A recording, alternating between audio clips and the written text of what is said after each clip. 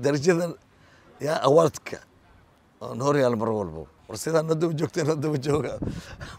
أما بين لقيالي tababaraha xulka qaranka daayirta Soomaaliya Nuur Maxamed Amiin ayaa u tartamaya abaalmarinta International Somali Award oo sanad kasta la siiyo dadka wax qabadka wanaagsan ee Soomaaliya gaarsiiya horumarka waxaana macallin Nuur Amiin abaalmarintan kula tartamaya orodyahan Cabdi Nageeye iyo Hilaal Cali oo ah gabar u dooda xuquuqda gabdhaha iyo horumarinta kubadda cagta waxaana tababara Nuur Amiin uu taageerayaasha kubadda cagta ka dalbaday inay siiyaan codkooda maadaama 2022 markii ugu horeysay Soomaaliya uu keenay koobka bariga iyo bartamaha Afrika ee Sakafa legend way nin kubad soo ciyaara way nin garanayo sida loo ciyaarayo way nin walaalkeena magaciisa macado noo keenay garabkiisaan taaganahay aniga hadda kula hadlaayo maalin walba in agtiisa taagnaadaan jecelahay ag joogo garabkiisa buuxiyo macallin Nuur Amiin oo dadaal badan galiyay in xulka qaranka daayirta ay ku guuleystaan koobka Sakafa ayaa sheegay inay ka go'an tahay taariikhda markii ugu horeysay in ciyaartoy Soomaaliyeed ay ka ciyaaraan koobka adduunka maadaama Sakafa kaabki oo Ilaahay noo saalay oo laakiin aan haddana u gudbo Afrikaanki oo kaaf oo maartaya oo Algeria lagu dheelay haduu ilaa raalka noqdo April kaas ikan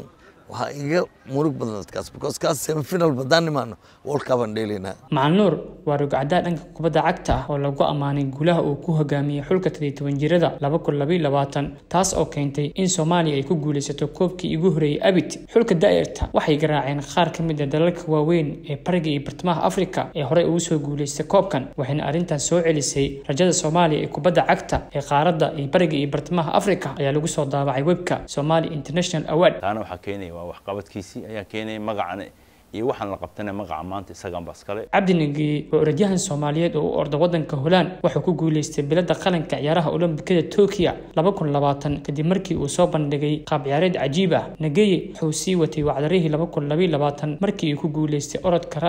marathon taas oo ka dhigay inuu noqdo shakhsi ugu horeeyay ee Holland ee ku guuleystay marathonka wuxuuna sidoo kale ku guuleystay marathonka New York 2022 waana ciyaaryahan asal ahaan ka soo jeeda Soomaaliya balse oo orda wadanka Holland hogaamiyaha xulka qaranka daayirta Soomaaliya Nuur Maxamed Amiin ayaa sheegay in ciyaartoydiisa ay u qalmaan in ay ka ciyaaraan dalka dibadiisa isagoo kula daarmay in ay horumariyaan xirfadooda si bandhigooda ciyaareed loogu arko koobka qaaradda Afrika ee ka dhacaya wadanka Algeria halka markaan ka bixin Ethiopia aadeen waxaan ku iri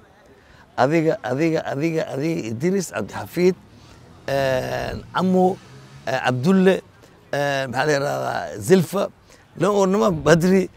Mas'uud nama kaasoo dhan Saciid Charles Brimwabe waxaan ku wallahi intaasi in ka badan waxaan ku iri wadamayaw markaan tagno hay soo raacina in ay gartiinaan rabaa macnaheedu maxay tahay yes in kooxaha internationalka inay wacdaan